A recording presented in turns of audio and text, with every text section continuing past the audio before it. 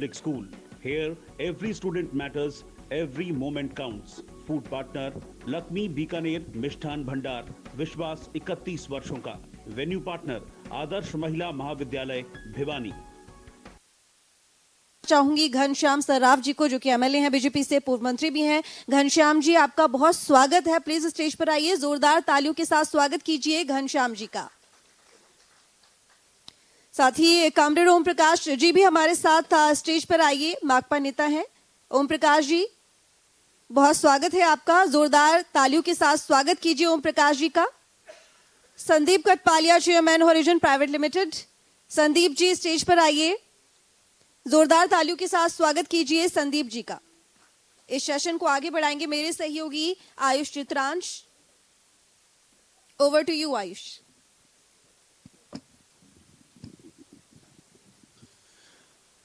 तो धन्यवाद ऋतु. और लगातार हमारा सैल्यूट भिवानी ये कार्यक्रम जारी है और इसमें हम लोग चर्चा भिवानी की 50 साल की यात्रा की, इसके विकास के यात्रा की और साथ ही साथ आने वाले भविष्य की चुनौतियों की लगातार चर्चा जारी. और इसी सेशन को आगे बढ़ाते हैं इन्हीं तमाम सवालों के साथ कि आखिर 50 साल में भिवानी में क्या बदला है, भिवानी ने क्या पाया और भविष्य की भिवानी कैसी होगी, आज इसी पर चर्चा करते हैं. घनश्याम जी, आपके ही पास आता हूं. किस तरीके से भिवानी को 50 साल की यात्रा को आप देखते हैं और अभी मौजूदा वक्त में, और खासतौर से अगर विगत 8 वर्षों की मैं बात करूं, क्या बदला है भिवानी में? जिस समय भिवानी जिले की घोषणा की गई उस समय 5वीं कक्षा का छात्र था मैं, और छत पे धूप में पढ़ रहे थे हम. ये west aided model senior secondary school जो बन गया अभी, ये उसकी बात है. और हम छत पे खड़े थे तो सबको ये लगा कि भिवानी में एक अचंबा हो गया. उस समय बच्चे थे हम, 8-9 साल की शायद उम्र रही हो. उसके बाद भिवानी में काम हुए हैं और आज भी काम हो रहे हैं माननीय मुख्यमंत्री मनोहर लाल जी के नेतृत्व में और मोदी जी के आशीर्वाद से. जो कामों की झड़ी यहाँ पे लगी है, किसी की असेसमेंट कम हो सकती है, लेकिन भिवानी क्षेत्र में जो असेसमेंट करनी चाहिए, चौधरी साहब हमारे पास बैठे हैं, धर्मवीर जी भी. और मैं ये कहता हूँ कि हमारी केंद्र की सरकार ने 700 करोड़ का हॉस्पिटल मेडिकल कॉलेज बनाने का एक काम किया और ठेकेदार इतना तीव्र गति से चल रहा है कि हमारे हाइट पूरी हो गई है, अब डिजाइनिंग करना बाकी है. तो पहली बात. दूसरा, हमारे वाइस चांसलर भी यहाँ बैठे हैं, उन्होंने भी यूनिवर्सिटी को 4 चांद लगाने का काम किया. और भिवानी के बच्चे हमारे पूरी तरह से इस सिस्टम में पढ़ भी रहे हैं. और आज साइंस की लेबोरेटरी सबसे अधिक भिवानी जिले में है, पूरे हरियाणा क्षेत्र की. और भिवानी क्षेत्र का बच्चा कभी भी पीछे नहीं रहा है. जितनी हमारी सर्विसेज मिली हैं वे सारी सर्विसेज के माध्यम से, हमारे पुलिस की भर्ती हो तो, या 18,000 एक भर्ती की थी वो, या कोई भी भर्ती है, 1 लाख भर्तियां हमारी मनोहर लाल जी की सरकार ने की है. और हम सब ये जानते हैं कि ये भर्तियां वैसे नहीं हुई. और अब भी करीब हम 50,000 के करीब नौकरियां और निकाल रहे हैं, जिससे प्रदेश की जनता का हल होने जा रहा है.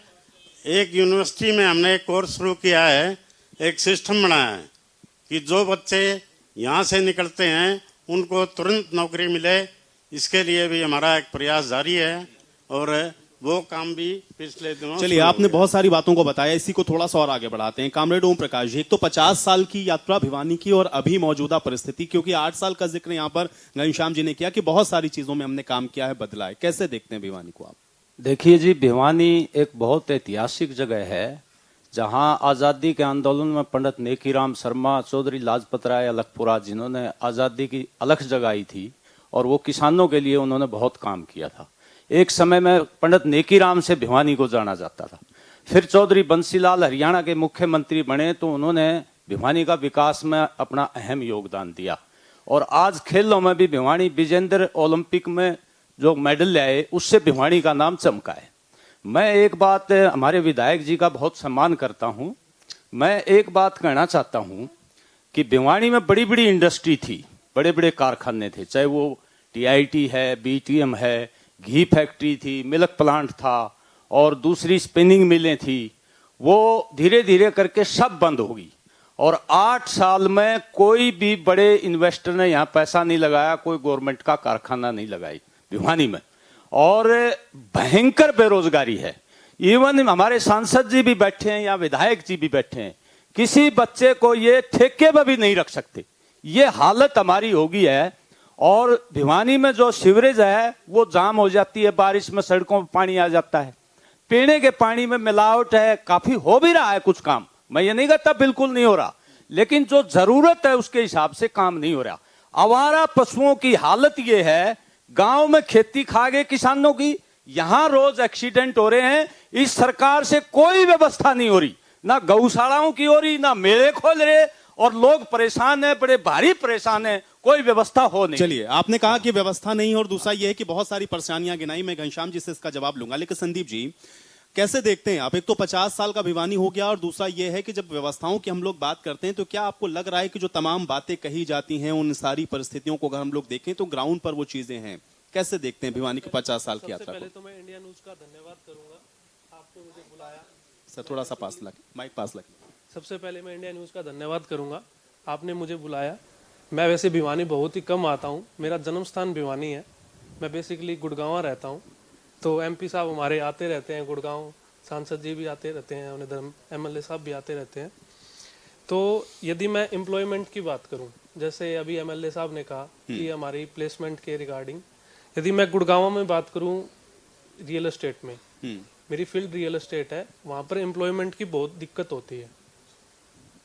जो सरकार कुछ स्कीम चलाती है, कौशल योजना, तो उससे हमारे आईटी सेक्टर्स को कुछ ऐड कर दिया जाए, ताकि वहां से हमें कैंडिडेट्स मिल जाए, क्योंकि यहाँ पर युवा रोजगार के लिए दर दर भटक रहे हैं, चाहे वो हरियाणा गवर्नमेंट की बात हो, बट हमारे वहाँ पर आईटी सेक्टर्स में वहाँ पर एम्प्लॉयमेंट के लिए हमें भारी दिक्कतों का सामना करना पड़ता है। ये सबसे बड़ी समस्या आपको लगता है? सबसे बड़ी समस्या वहाँ पर हमें मिलती है। दूसरा, बिल्डर्स वहाँ पर कुछ हाई स्केल पे जो काम करते हैं, तो वहाँ पर वो अपनी मनमानी करते हैं, जो बड़े बिल्डर्स हैं, तो उस चीज में भी सरकार को थोड़ा सा ध्यान रखना चाहिए। एक रेरा अथॉरिटी लेके आए हैं, रेरा अथॉरिटी से पहले वो बहुत से बिल्डर उस चीजों को पहले बेचते हैं, रेरा अथॉरिटी आने के बाद बेचना चाहिए जी। तो इस चीज का सरकार को थोड़ा सा ध्यान देना चाहिए। ठीक है, रियल एस्टेट को लेकर के आपने बहुत सारे सवाल उठाए। घनश्याम जी, चूंकि हम लोग डेवलपमेंट की बात कर रहे थे, तो एक तो विकास के पैमाने पर भी कहा कि आप उस तरीके से कोई काम बड़ा कर नहीं पाए, दूसरा ये है युवाओं की रोजगार की बात करी। मेरी बात एक बार सुने आप, खाली आरोप ना लगाए सरकार के ऊपर। सरकार बहुत अच्छी चल रही है, मनोहर लाल जी व्यक्तिगत रूप से सबका काम करने के लिए तैयार हैं, आशीर्वाद है मोदी जी का उनके ऊपर, तो सारे काम करने का मादा रखने वाली ये सरकार है। किसी भी फील्ड में, जैसे भिवानी में एंट्री करते थे कांग्रेस सरकार में उस समय, यानी कि जैसे ही भिवानी जिला स्टार्ट होता था तो खड्डे पे खड्डे, ये बात प्रचलित थी कि लोग कहते थे कि हम पाकिस्तान में तो नहीं आ गए हैं, तो इस टाइप की बात उस समय हुई। और आज सबसे पहले उसी रोड का निर्माण हमारी सरकार ने किया, और जो अधूरे काम थे उनको पूरा करने का भी मादा माननीय मुख्यमंत्री मनोहर लाल जी के हाथों में है, और वे सारे के सारे काम करके इस टाइप से कर रहे हैं। अभी हेल्थ कार्ड बनवाए हैं, और चिरायु के नाम से ये कार्ड बने हैं, 17 लाख इसमें और जोड़े गए हैं, और पहले 11 लाख आयुष्मान कार्ड में थे, अब 29 लाख के करीब ये कार्ड हो जाएंगे, जिससे आम आदमी को स्वास्थ्य सेवाओं का लाभ मिलेगा। और मार्च 2024 में हमारा मेडिकल कॉलेज तैयार होगा, यूनिवर्सिटी में हमारे कुछ सेंटर बन के चालू हो गए और कुछ और बनने जा रहे हैं। माननीय मुख्यमंत्री जी प्रत्येक क्षेत्र में हमारा निगाह रखते हैं। आज भी उन्होंने एक घोषणा की है, कल की है, कि जो कैंसर पीड़ित व्यक्ति है उसको 2500 रुपये प्रति माह सरकार देगी, और ये काम भी हमारी सरकार ने किया है। और जो भी सिस्टम भिवानी शहर के हैं उनको ठीक करने के लिए एक तो हमारा तोसाम बाईपास पे पुल बना है, ओवर ब्रिज, और एक पुल हमारा कृष्णा कॉलोनी से बनने जा रहा है। मैं ये कहता हूँ कि सरकार हर तरफ ध्यान देती है। हमारा ठीक है, लेकिन घनश्याम जी आप ये कह रहे हैं कि सरकार हर तरफ ध्यान देती है। बहुत सारी बातों को आपने कहा, चलिए ठीक है, रोड इंफ्रास्ट्रक्चर की बात हुई, इसके पहले भी बात हुई थी, रोड्स पर काम किया आपने, लेकिन शहर की जब बात हो रही है तो उसमें ये कि यहाँ पर वाटर लॉगिंग की प्रॉब्लम है, पानी की समस्या है, ये सब बनी हुई है समस्या। कुछ कम हुई है पहले से। पहले 3-3 घंटे 6-6 घंटे पानी नहीं निकलता था। आज हमारा आधा घंटा से लेके 1 घंटे में शहर का पूरा पानी की निकासी हो जाती है। और इसी टाइप से मेडिकल का जो काम है वो 2024 में हमारा शुरू हो जाएगा, मार्च 2024 चुनाव से पहले। और इसी प्रकार यूनिवर्सिटी हमारी चालू है। आज 1000 बच्चे उसमें एडमिशन ले रहे हैं और आने वाले समय में ये इन बच्चों की संख्या बढ़ के 3000 के करीब इसी यूनिवर्सिटी कैंपस में हो जाएगी। और एक कैंपस इनको पहले भी दिया हुआ है, वो हमारे गवर्नमेंट कॉलेज के बराबर में एडजॉइनिंग है। और बच्चों का जिस प्रकार से उनका विकास होना चाहिए उस विकास को लेके हमारी बच्चों के रोजगार के लिए क्या हुआ सर? आप मैंने एक बात आपको कही थी कि एक क्लास हमने रोजगार के लिए लगाई है और करीब उसमें 100 के करीब बच्चे अब तक लग चुके हैं। तो इसी प्रकार जो बच्चों का काम है वो हम पूर्ण रूप से करेंगे, चाहे आईटी क्षेत्र का विद्यार्थी हो और चाहे बगैर आईटी वाला बीए बीकॉम या उससे ऊपर के जो। ठीक है, आप कह रहे हैं आप सबके लिए काम करेंगे। कॉमरेड ओम प्रकाश जी, आप तो कह रहे थे यहाँ कुछ हुआ ही नहीं, सर तो कह रहे हैं कि देखिए विगत 8 सालों में बहुत कुछ बदला है, लेकिन हाँ ये है बहुत काम ऐसे हैं जो करने बाकी हैं, उसको हम कर रहे हैं। देखिए सर, मैं इंडिया न्यूज का धन्यवाद करता हूं कि जो जनता से जुड़े हुए मुद्दे उठा रहा है। एमएलए साहब देखो, इनकी सरकार है, ये विधायक हैं, ये कुछ भी बातें करते रहे। अभी मैं प्रधानमंत्री आवास योजना की बात करता हूं। 1000 लोगों का अभी पैसा मिला है। 1000 की किसी की पहली दूसरी किस्त नहीं मिली, किसी की तीसरी किस्त नहीं मिली। शहर में लोगों ने 3 रुपए 4 रुपए सैकड़ा पैसा उठा करके वो जो है उनके कंडीशन लगा दी कि आपका पहली किस्त में लंटर तक पहुंचना चाहिए। लंटर तक पहुंच नहीं रहा। वो बारिश में और सर्दी में लोग बाहर बैठे हैं। 1138 फार्म रद्द ही कर दिए। ये तो प्रधानमंत्री आवास योजना की मैं फिगर बता रहा हूं। और शिक्षा की क्वालिटी इतनी गिर गई है, मैं दावे से कहता हूं, आप हाई स्कूल और सीनियर सेकेंडरी स्कूल में मेरे साथ चलिए, किसी बच्चे को टेंसेस का नहीं मालूम, डायरेक्ट इनडायरेक्ट नहीं मालूम, ड्राफ्टिंग का नहीं पता। क्वालिटी बहुत गिर गई है। विज्ञान की पढ़ाई के लिए गांव में साइंस टीचर नहीं है। कई स्कूलों में स्कूलों को मर्ज किया जा रहा है। मैं ये नहीं कहता कि सरकार कुछ नहीं कर रही है। भ्रष्टाचार का मुद्दा देख लीजिए, भिवानी नगर परिषद का, मतलब 14 करोड़ लोग खाते से पैसे ले गए। क्या रिकवरी है क्या नहीं है, ये सरकार यही है जो जीरो टॉलरेंस की बात करती थी। तो ये ठीक है, कहने को कुछ भी कह लीजिए। हाँ, रोडों का बनया है, रोड बने, लेकिन साथ में वो जो है टोल लगा दिया जाए। आदमी के 1000 1200 रुपए 3-4 टोलों में गुजरना पड़ जाए तो वो, क्योंकि वो पैसा जिन्होंने लगाया वो कमा के ले जाएंगे। तो ये निश्चित। तो जवाब दीजिए सर, आप जवाब दीजिए। मैं इस बारे में कहना चाहता हूँ, हमने कल ही 4 गांव का टोल बंद करवाया है इसी टोल पे, और आगे हम इन शहर का भी बंद करवाएंगे। और ये खैरडी मोड़ तक का प्रकार की योजनाएं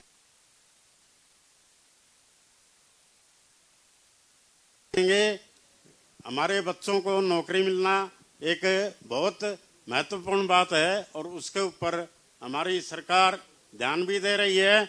और लेकिन सराब जी क्या कारण है? क्योंकि हम लोग अगल बगल के जिलों को जब देखते हैं, आप हिसार को देखिए या फिर आप रोहतक को देखिए, भिवानी का जब हम उनसे कंपैरिजन करते हैं तो बहुत सारे पैरामीटर्स ऐसे हैं जिसमें भिवानी अभी वहां पर स्टैंड करता हुआ नजर आता नहीं। भिवानी क्या कारण नजर आने वाले दिनों में भिवानी सबसे सर्वश्रेष्ठ होने जा रहा है। ये बात आपको मैं बता देता हूँ, क्योंकि शिक्षा के मामले में, चिकित्सा के मामले में और स्कूलेज के मामले में एक लड़कियों का स्कूल बनाया हमारा सेक्टर 13 के मोड़ पे। इसी प्रकार बामले में लड़कियों का स्कूल पूरी बिल्डिंग नई बनी है। अभी जो भी छोटे स्कूल हैं उनमें भी हमारा काम निरंतर चल रहा है। और जहाँ से जो बात प्राप्त होती है उसको हम ठीक करवाने का, उसको नियमित करवाने का, उसकी बिल्डिंग इंफ्रास्ट्रक्चर को ठीक कराने का हम मादा रखते हैं। और प्रत्येक क्षेत्र में जाकर हमने ये काम किए हैं और प्रत्येक गांव में और शहर में जहाँ पर भी सरकारी स्कूल हैं उन सबको ठीक करने का काम चलिए हम हम लोग उम्मीद कर रहे हैं। करेंगे कि आप उसको बिल्कुल सही करें। लेकिन संदीप जी, आपने कहा चूंकि आप तो भिवानी में आप पैदा हुए, अगर हम लोग विगत 8 वर्षों की भी बात करें या 50 साल की भी यात्रा को हम लोग देखें, रोड्स के मामले में यदि मैं बात करूं तो भिवानी बहुत बदला है। यदि स्कूल्स की बात करूं, कॉलेज की बात करूं, पहले यहाँ पर यूनिवर्सिटी नहीं होती थी। लेकिन इंडस्ट्रीज की बात करूं, अभी भी भिवानी में कमी है। जब तक इंडस्ट्रीज नहीं आएंगी यहाँ पर एम्प्लॉयमेंट नहीं होगा।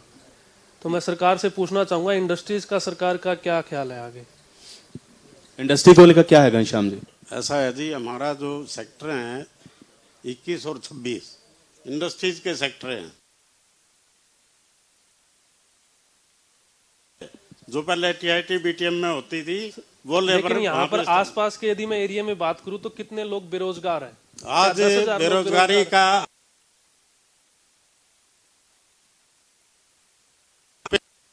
भी आदमी बेरोजगार न रहे, इसके लिए यूनिवर्सिटी के माध्यम से और व्यक्तिगत माध्यम आपने से कंपनी से क्या बात की है? जो बड़ी बड़ी कंपनीज हैं जैसे अमेजोन है, फ्लिपकार्ट है, उनसे या तो और हमने 75% की बात सरकारी नौकरियों में कंपनी लाने की हरियाणा क्या वासी बात को की मिले। आपने? भिवानी डिस्ट्रिक्ट में समझ कंपनी गया लाने घनश्याम जी। देखिए, कंपनी- उनका कंपनी सवाल ये है जिला- कि आपने एनवायरनमेंट कैसे बनाया, कि उद्योग कैसे आएगा भिवानी के अंदर? भिवानी के अंदर हम उद्योग लाने का एक इंडस्ट्रियल एरिया अभी नया और घोषित होने जा रहा है।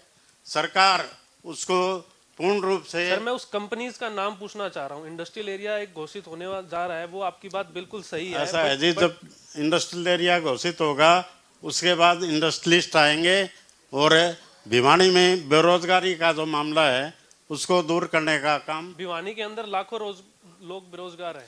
चलिए ठीक है, मुझे लगता है कि इस विषय में ज्यादा काम करने की आवश्यकता थी घनश्याम सर्राफ जी। और आप ये कह रहे हैं कि आप ठीक है इंडस्ट्रियल एरिया बनाइए, संख्या 1.5 लेकिन लाख कितने? है, 1 लाख ठीक है। बेरोजगार कहाँ से आ गए? ठीक है, भिवानी शहर की जनसंख्या 1.5 लाख है। भिवानी शहर की 1.5 है। और ठीक है। 70,000 ओम प्रकाश हमारे जी, सामने ओम प्रकाश जी, जनसंख्या है। क्योंकि एजुकेशन की हम लोगों ने लगातार बात की है, लेकिन जॉब्स वाले फैक्टर पे क्या आपको लगता है कि भिवानी के अंदर उस तरीके से जॉब्स लोगों के लिए हैं? क्योंकि यहाँ पर अभी यही मुद्दा उठा कि इंडस्ट्रियल एरिया तो आप साहब बना देंगे, लेकिन एनवायरनमेंट है क्या कि यहाँ पर आएंगे इंडस्ट्रीज, और कैसे होगा ये? देखिए, हमारे घनश्याम जी हमारे विधायक हैं, मैं सम्मान करता हूं उनका। भाजपा की जो नीति है तमाम जो हमारे जो महकमे हैं उनको सिकोड़ने की है, और जो पद खाली पड़े उनको भरने की इच्छा नहीं है। इसी तरह पब्लिक सेक्टर को खत्म करने की इच्छा है इनकी। अब जॉब आएंगे कहाँ से? स्कूलों का विस्तार नहीं होगा, महकमों का विस्तार नहीं होगा, पब्लिक सेक्टर का विस्तार नहीं होगा, तो जॉब कहाँ से आएंगे? इवन सेना अग्निपथ जो ठेकेदारी सिस्टम लागू कर दिया है, तो ये जॉब को सिकोड़ते जा रहे हैं। और ये तो ये कह रहे हैं भाई अपना उद्योग कर लो, पकोड़े बना लो और दूसरे काम कर लो, उससे जॉब थोड़े बढ़ेगा जी। हाँ, ओम तो प्रकाश इसलिए जी, मैं ये बात कहना चाहता हूँ कि हमारी सरकार ने, हरियाणा की सरकार ने जो 3-4 साल नौकरी करके आएगा इस योजना से जो व्यक्ति, उसके लिए जॉब का कंपलसरी कर दिया है। चलो ये ठीक है ये जी, हरियाणा सरकार जॉब देगी। चलो आपकी नीति है ये। अब वो कौशल रोजगार निगम बना दिया जी, सरकारी ठेका बना दिया। अब उसमें कोई सुविधा नहीं होगी, कोई प्रमोशन नहीं होगा, कोई वेतन बढ़ोतरी नहीं होगी। उसमें वो जैसे कोठे में रोक दिए, और वो भी सीमित है, सबको नहीं मिल रही। अगर कौशल रोजगार निगम में भी मिल जाए तो यहाँ लाइन लग जाएगी। तो इसलिए अब ये 1983 पीटीआई जिन्होंने गलत काम किया था वो तो आराम तो घूम रहे हैं, और ये 1983 10-10 साल के जो नौकरी कर रहे थे इनको हटा दिया, और 3 साल से वो धरने पे बैठे हैं, उनकी कोई सुनवाई नहीं हो रही। ओम प्रकाश जी, ये हालत है। सबके लिए मौका दिया गया था। कुछ लोग जो उस मौके में उनकी सिस्टम में नहीं था, इसलिए वो लोग धरने पे बैठे हैं। बाकी सबको, इनको भी रोजगार मिल गया है। और जो आप रोजगार की और बात कर रहे हो, कौशल विकास से जितने बच्चे ठेकेदारों के माध्यम से हॉस्पिटल में या अन्य जगहों पे लगते थे, वे बच्चे अब कम से कम उनको निश्चित वेतन मिलेगा, कोई ठेकेदार उनके पैसे खाने वाला नहीं होगा। मैं तो सर एक सेकंड यहाँ महिलाएं बैठी हैं, अरे सफाई के काम में भी लोगों को नहीं लगाया जा रहा है। यहाँ महिलाएं 4 महीने से बैठी हैं वहाँ नगर परिषद के सामने, जो नगर परिषद सफाई महिलाएं हैं उनको काम नहीं मिल रहा। बाकी लोगों को इसीलिए हम काम लोग ये कैसे मंच देंगे? लेकर के आए और ताकि आप लोगों की जो बातें हैं यहाँ के माध्यम से जाएं और समस्या का समाधान हो। बिल्कुल अंतिम सवाल संदीप जी, क्योंकि हम लोग अक्सर देखते हैं और गवर्नमेंट को लेकर तो ये कहते हैं कि उद्योगपतियों की ओर ज्यादा इनका झुकाव रहता है। आप कह रहे हैं कि बहुत सारी स्कीम्स ऐसी हैं जो उद्योगपतियों के लिए उस तरीके से नहीं है, भिवानी में इंडस्ट्रीज नहीं आ पा रही हैं। क्या कारण आपको इसके पीछे का नजर आता है फिर? सर देखो, कहीं ना कहीं ये सारा हमें सभी को देखना पड़ेगा, क्योंकि यहाँ पर बड़ी बड़ी कंपनीज को लाना बहुत जरूरी है। जब तक यहाँ पर कंपनीज नहीं आएंगी तब तक यहाँ का विकास नहीं हो सकता। चाहे आप कोई भी गवर्नमेंट की बात करें, चाहे वो बीजेपी की हो, चाहे वो कांग्रेस हो, चाहे कोई भी गवर्नमेंट हो, सबसे पहले यहाँ पर बड़ी बड़ी कंपनीज को लाना बहुत जरूरी है। यदि बड़ी बड़ी कंपनीज होंगी तो इंफ्रास्ट्रक्चर अपने आप बढ़ जाएगा। चलिए, हम उम्मीद करते हैं कि आज इस मंच के माध्यम से जो बातें यहां से उठी हैं ये बातें सरकार तक भी पहुंचेंगी और भिवानी इसी तरह से आगे बढ़ता रहेगा। जो समस्याएं हैं, जो चुनौतियां हैं, उनसे भी आगे भिवानी निपटता हुआ आगे बढ़ेगा। बहुत शुक्रिया आप तीनों लोगों का हमारे साथ इस सेशन में। धन्यवाद इंडिया न्यूज़। एक छोटे से ब्रेक के लिए यहां पर रुक रहे हैं। ब्रेक के बाद भी कुछ और सेशन और कुछ और मेहमान जिनके साथ चर्चा जारी रहेगी। ब्रेक छोटा सा, वापस आते हैं।